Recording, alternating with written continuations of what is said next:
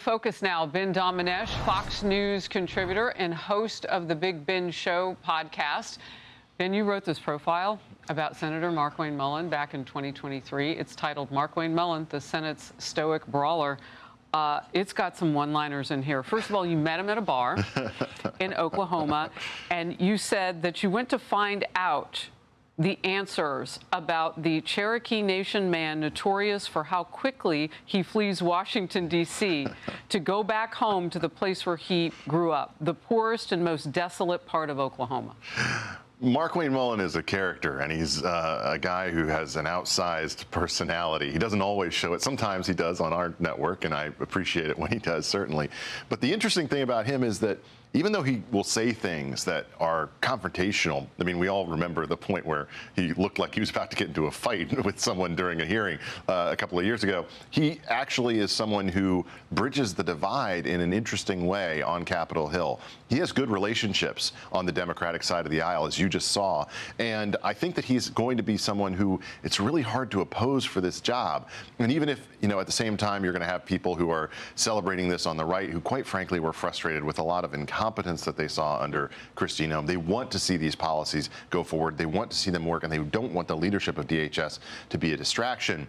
You know, they might talk about a roundhouse kick to the border, but I also think that this is a guy who's going to impress a lot of people on Capitol Hill and is going to have a smooth road to this. Well, not to put too fine a point on it, we'll move quickly after. But if you want to talk about funding for DHS, $220 million on advertising for one woman was a lot. And you knew that the criticism would be some of that on this day. Yes, and I think also that, you know, one of the things that was apparent about that whole ad campaign was just how much she was front and center, which is not really the role of what you want to do. No, we have a president. Yeah, we have a president for that. And I think that, you know, that whole thing was just the last straw. There were so many things that had gone sideways under her tenure. At the same time, I think that Markwayne is someone who's going to instill a lot of confidence on day one, but he has a tough task ahead of him, as Bill said, to solve a lot of the internal problems. I think, though, that he's the kind of guy who, just because of his down-to-the-earth attitude toward everybody who he works with, he doesn't see kind of the high or the low when it comes to elites in Washington. He's willing to just call it as it is, and I think that's a valuable skill. He sounds like the rest of us. Sometimes we don't see all that either. Well, what seemed like a no-brainer on the House floor yesterday, a resolution reaffirming that Iran remains the largest state sponsor of terrorism. Only 9 lines long. But as Iran's regime is trying to kill our troops in the Middle East, 53 Democrats voted against it.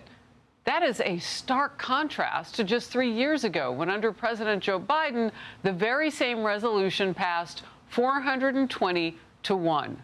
Ben.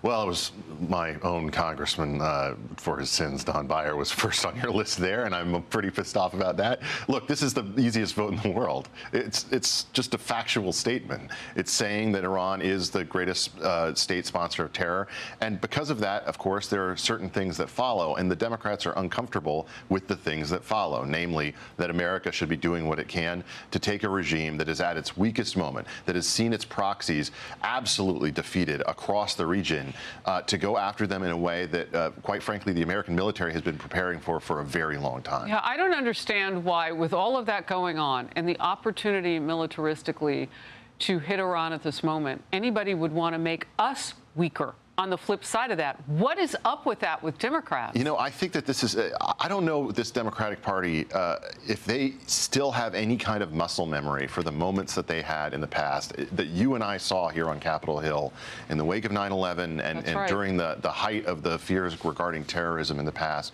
when you could see people who disagreed about so many things domestically, but could link arms when it came to the threats that were around the world. That is no longer the case. I think it's the fact that the Democratic Party no longer has true moderates in it. The people who are branded as moderates, they turn out to be Abigail Spanberger in Virginia. The people who are, you know, presenting themselves that way, they just don't have any leg to stand on anymore. Wow, that is very well put. And it's troubling because then you have to ask, do they really want to do their #1 job and protect the country and the people in it? I think too many of them don't, Harris. All right. Ben Domenech, thank you. Good to be with you. Be sure to like and subscribe for all the Fox News latest on YouTube and catch full shows streaming now on Fox One.